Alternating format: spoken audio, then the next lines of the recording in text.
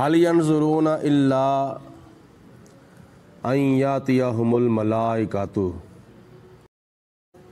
جیسا کہ گزشتہ آیت میں اللہ تعالیٰ کی ذات بابرکات نے کافروں کے بارے میں ارشاد فرمایا ہے کہ اس سے بڑا ظالم کون ہے جو اللہ تعالیٰ کی آیتوں کی تکذیب کرے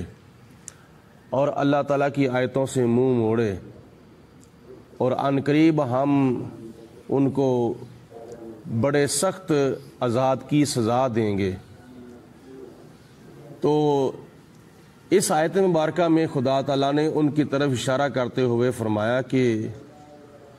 وہ اس بات کا صرف اور صرف انتظار کر رہے ہیں کہ ان کے پاس اللہ کے فرشتے آ جائیں، یعنی حضرت اسرائیل علیہ السلام اور آپ کے ساتھ جو فرشتے ہوتے ہیں روح قبض کرنے کے لیے، یعنی وہ موت کا انتظار کر رہے ہیں۔ او یاتی یا ربو کا، یا آ جائے ان کے پاس آپ کا رب چونکہ آنے جانے سے پاک ہے، اس سے مراد یہ ہے کہ اللہ کا عذاب جو ہے وہ ان کے پاس آ جائے۔ او یاتی یا بعد آیات ربی کا، اے میرے پیارے حبیب علیہ السلام، یا ان کے پاس آپ کے رب کی کچھ نشانیاں آ جائیں۔ یوم یاتی بعد آیات ربی کا، اور جس دن آپ کے رب کی نشانیاں ان کے پاس آ جائیں گی، لا ينفع نفسا ایمانھا، تو ان میں سے کسی کا ایمان ان کو نفع نہیں دے گا، کوئی فائدہ نہیں ان کا ایمان ان کو پہنچائے گا۔ کن کا؟ لم تکن آمنت من قبل، جو اللہ تعالیٰ کی نشانیاں آنے سے پہلے ایمان نہیں لایا تھا، یعنی دنیا کے اندر جو لوگ ایمان نہیں لائیں گے، قیامت کے دن وہ مجبوری طور پر ایمان لانے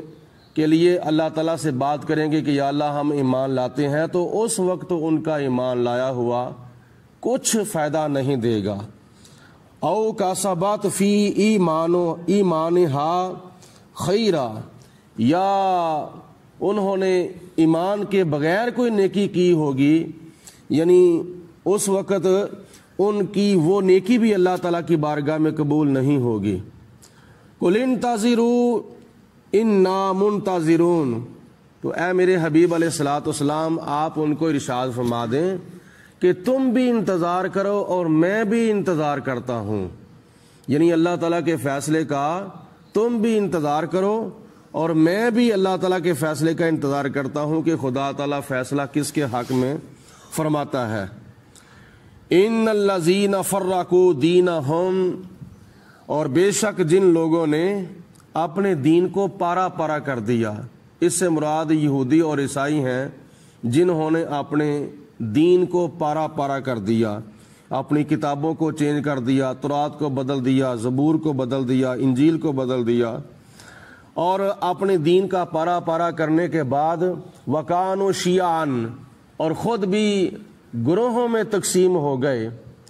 لست منہم فی شیء، اے میرے حبیب علیہ السلام آپ کا ان کے ساتھ کوئی تعلق نہیں ہے۔ انما امرہم الی اللہ، اور ان کا معاملہ جو ہے وہ اللہ کے حوالے ہے، اللہ تعالیٰ کے سپرد ہے، اللہ جانے اور وہ لوگ جانے۔ ثم ینبئہم بما کانوا یفعلون،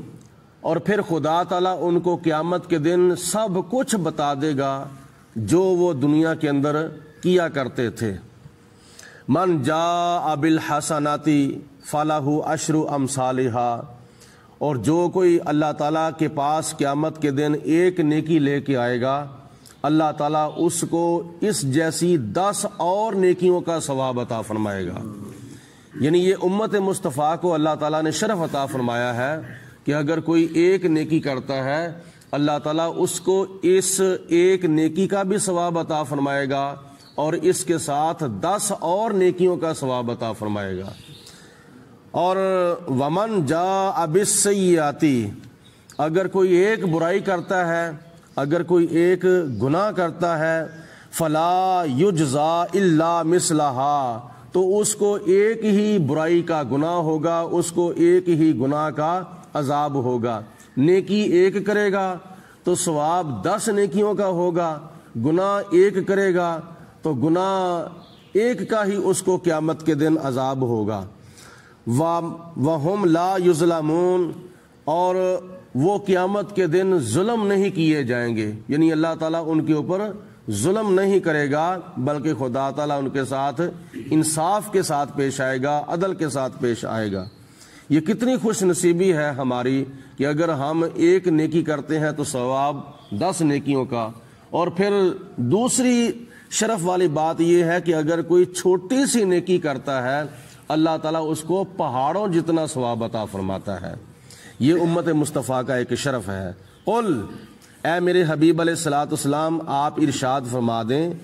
اننی ہدانی ربی، بے شک مجھے میرے رب نے ہدایت عطا فرمائی ہے، الی صراط مستقیم،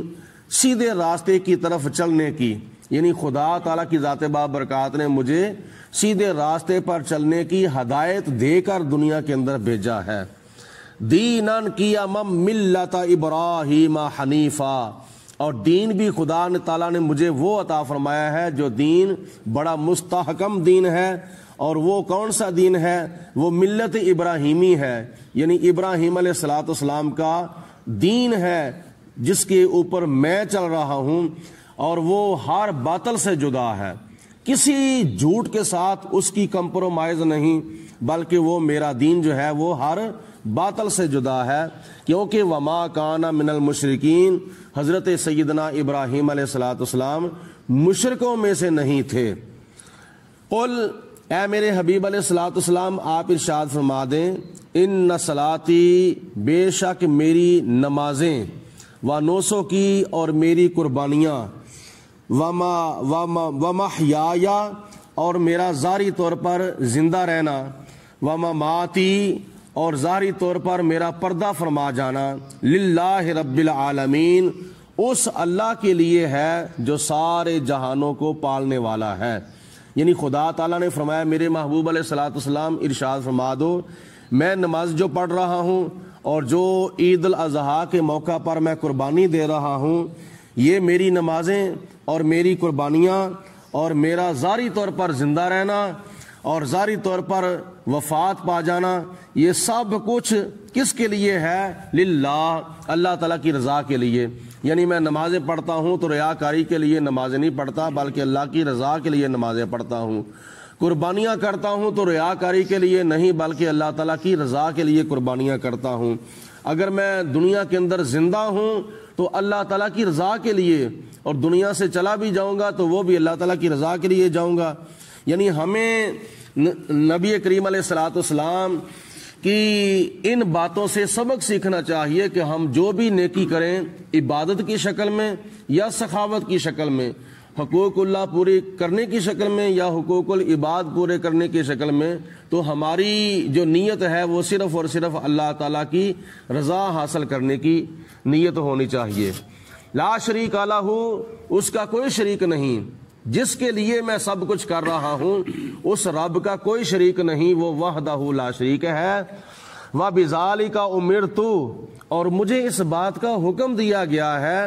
وَأَنَا أَوَّلُ الْمُسْلِمِينَ، کہ میں سب سے پہلا مسلمان ہوں، یعنی اللہ کی بارگاہ میں اللہ کے حکم پر سب سے پہلے میں گردن جھکانے والا ہوں۔ تو اس میں کوئی شک نہیں ہے کہ جب اللہ تعالیٰ کی ذات بابرکات نے اپنے پیارے محبوب دانائے غیوب آخری نبی آخری رسول حضرت محمد مصطفیٰ صلی اللہ علیہ وسلم کا نور مبارک اللہ تعالیٰ نے سب سے پہلے پیدا کیا تھا، اور اسی وقت سے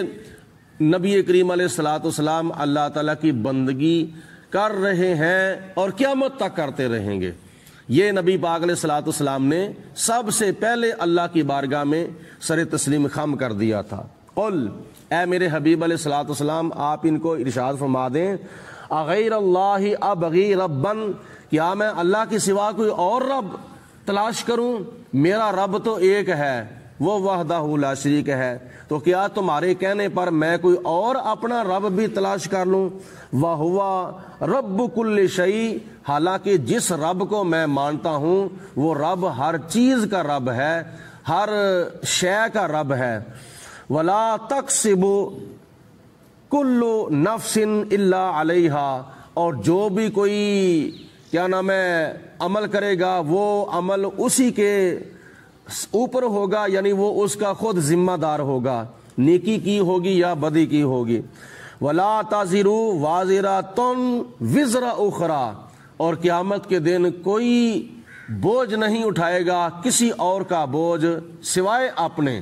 بوجھ کے، یعنی قیامت کے دن بندہ کسی کا بوجھ نہیں اٹھائے گا، ہر کوئی بندہ قیامت کے دن اپنا ہی بوجھ اٹھائے گا، نیکیوں کا بوجھ ہوگا یا بدیوں کا بوجھ ہوگا۔ ثم الی ربکم مرجعکم، پھر تم سب لوگوں نے اپنے رب کی طرف قیامت کے دن لوٹنا ہے۔ فینبئکم بما کنتم فیہ تختلفون، پھر خدا تعالیٰ تمہیں ان باتوں کی خبر دے دے گا، ان باتوں کے بارے میں خبردار کر دے گا جن کے بارے میں تم دنیا کے اندر اختلاف کیا کرتے تھے۔ اللہ تعالیٰ کی